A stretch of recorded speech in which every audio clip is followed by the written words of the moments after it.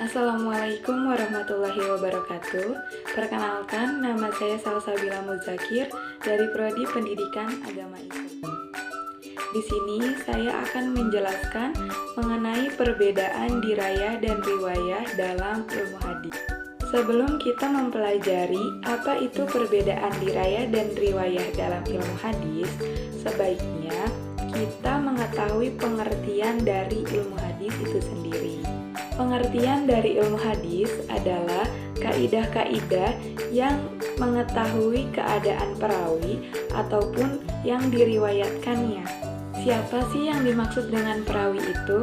Perawi adalah orang-orang yang menerima, membawa, menyampaikan berita dari Nabi atau dapat disebut juga dengan sanad. Selanjutnya, kita akan memasuki pembagian dari ilmu hadis. Ilmu hadis itu terbagi menjadi dua, yaitu ada riwayah dan dirayah. Apa sih perbedaan dari riwayah dan dirayah itu? Jadi, riwayah itu adalah ilmu yang mempelajari tentang segala perkataan Nabi, perbuatan beliau, ataupun periwayatannya dan batas-batasannya. Sedangkan dirayah adalah ilmu yang mempelajari mengenai hakikat-hakikat periwayatan, syarat-syaratnya, hukum-hukumnya, macam-macam, dan keadaan para perawi dan syarat-syarat mereka. Selanjutnya kita akan mempelajari perkembangan dan sejarah ilmu hadis, dirayah dan juga riwayah. Sebelumnya, riwayah juga dapat disebut dengan hadis, sedangkan dirayah itu adalah ilmu hadis.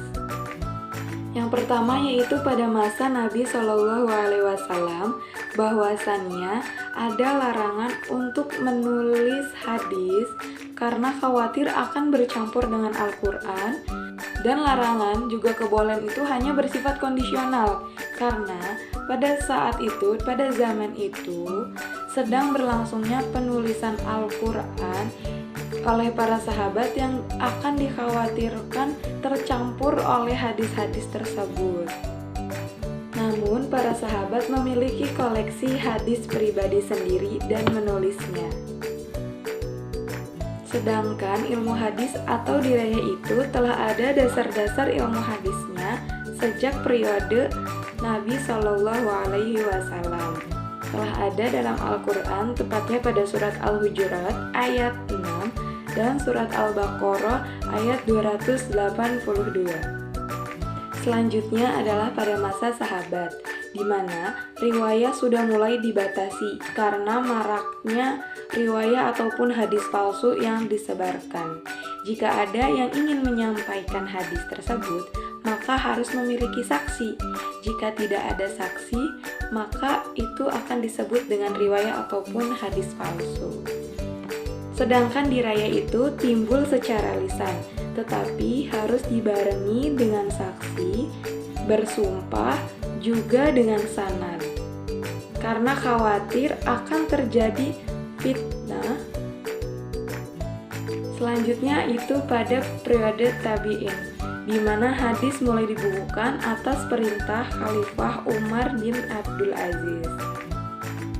Sedangkan tokoh ulama yang melakukannya Syihab Az-Zuhri. Mengapa pada periode ini sudah dibukukan? Karena penulisan dan pembukaan Al-Quran sudah selesai. Tetapi pada masa ini hadis Nabi masih tercampur dengan perkataan para sahabat. Sedangkan dirayah pada masa ini sudah lahir secara tertulis tetapi belum terpisah dengan ilmu yang lainnya.